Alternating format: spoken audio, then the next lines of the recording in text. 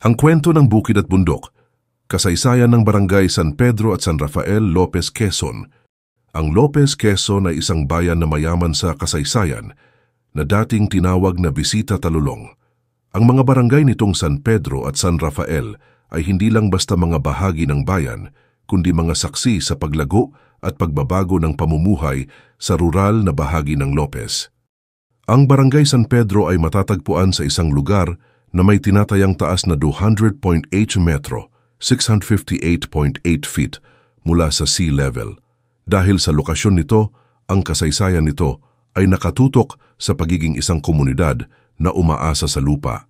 Walang malinaw at nakasulat na record kung paano eksaktong nabuo at pinangalanan ng San Pedro, ngunit tulad ng maraming barangay sa Pilipinas, malamang na ito ay ipinangalan sa isang santo.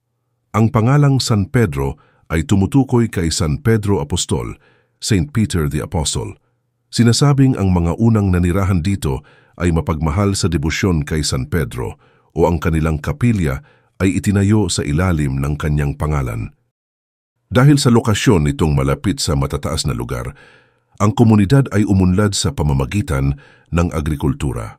Ang lupa ay ang kanilang pangunahing yaman. Batay sa 2020 census, ang San Pedro ay isang maliit na barangay na may populasyong umaabot sa 276 na individual lamang na nagpapakita ng isang close-knit o magkakakilalang komunidad. Mula sa 208 na populasyon noong 1990, dahan-dahan itong lumalaki.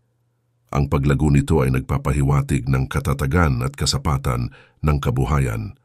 Ang San Pedro ay katabi ng Barangay San Rafael, gayon din ng Santa Elena, Ilayang Ilog, at Hongo na nagpapahiwatig ng pagiging sentro nito sa kalagitnaan ng mga rural na komunidad. Ang Barangay San Rafael ay malapit sa San Pedro at bahagyang mas mababa, na may tinatayang taas na 142.9 metro, 468.8 feet mula sa sea level. Tulad ng San Pedro, ang pag-iral ng San Rafael ay umiikot sa isang debosyon.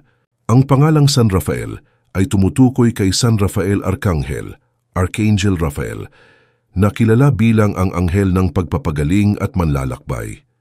Posibleng ang mga unang nanirahan dito ay humiling sa kanya ng gabay at proteksyon, lalo na sa mga naglalakbay o sa mga manggagamot. Sinasabi sa ilang lokal na kwento ng ibang San Rafael na ito ay dating isang malawak na gubat o forest. Posibleng sa Lopez, ang lugar ay dating isang hindi pa masyadong nabubungkal, na ginawang tirahan ng mga pamilyang nagsimula sa pamamagitan ng paglilinis ng lupa para sa bukid. Dating malaki, ngayon ay katamtaman. Ang kasaysayan ng populasyon ng San Rafael ay kakaiba. Noong 1990, mayroon itong 425 na individual. Bumaba ito noong 2015, 281, at muling tumaas sa 362 noong 2020. Ang pabago-bagong bilang na ito ay maaaring senyales ng migration. Ang mga tao ay umalis upang maghanap ng trabaho, ngunit bumabalik din upang magsimula ng pamilya. Bilang isang rural na barangay, ang hanapbuhay ng mga residente ay nakatuon sa agrikultura, pagtatanim ng palay at iba pang pananim, at pagsasaka, pag-aalaga ng hayop. Ang koneksyon ng San Pedro at San Rafael ay mahalaga. Magkakapit bahay. Ang dalawang barangay ay magkatabi sa mapa na nagpapahiwatig ng malapit na ugnayan sa kultura, pakikisama at tulungan sa kabuhayan.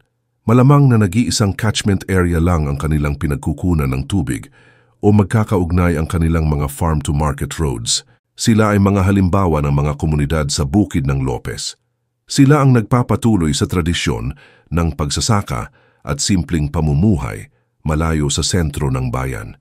Ang kanilang kwento ay kwento ng pagtitiyaga, pananampalataya sa kanilang mga santo, at pag-asa sa kanilang lupa.